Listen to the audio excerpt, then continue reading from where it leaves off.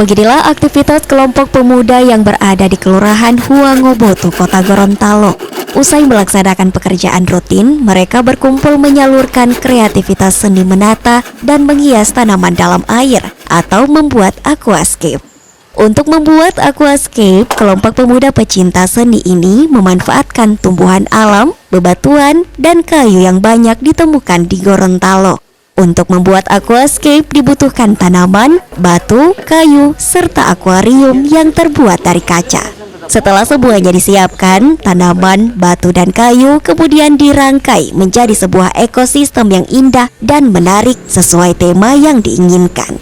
Biaya yang dibutuhkan dalam membuat aquascape cukup beragam, tergantung dari jenis tumbuhan dan jenis kayu yang ingin digunakan. Membuat aquascape ini contohnya temanya bonsai, ya dari alam pastinya. Tanaman yang dipakai di sini ada moss, buce dengan palesnaria. Batu, kayu bisa pakai yang di alam langsung. Tak hanya menghias atau menata tanaman dalam air, pada tahapan pembuatan aquascape yang patut diperhatikan adalah bagaimana cara menyuburkan tanaman hidup agar tetap tumbuh. Kita membuat suatu landscape di dalam median akuarium. Nah, yang di dalamnya itu terdapat batu, pasir, kemudian kayu sebagai hardscape-nya. Nanti tinggal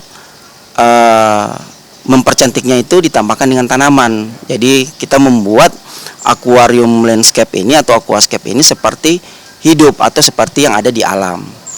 Tanpa tempat khusus, kelompok pemuda ini menekuni aquascape secara otodidak di salah satu rumah anggota komunitas. Berawal dari coba-coba, kini kelompok pemuda ini telah menghasilkan banyak karya yang dibuat sejak tahun 2020. Mulai dari nature style, waterfall, jungle style, iwagumi style, dan bonsai. Sejak aquascape banyak diperkenalkan oleh komunitas pemuda di Gorontalo, banyak pesanan yang datang tak hanya dari warga Gorontalo, tetapi juga dari luar daerah. Henca Tumilaar, Agustiar Syafruddin, Kompas TV, Gorontalo.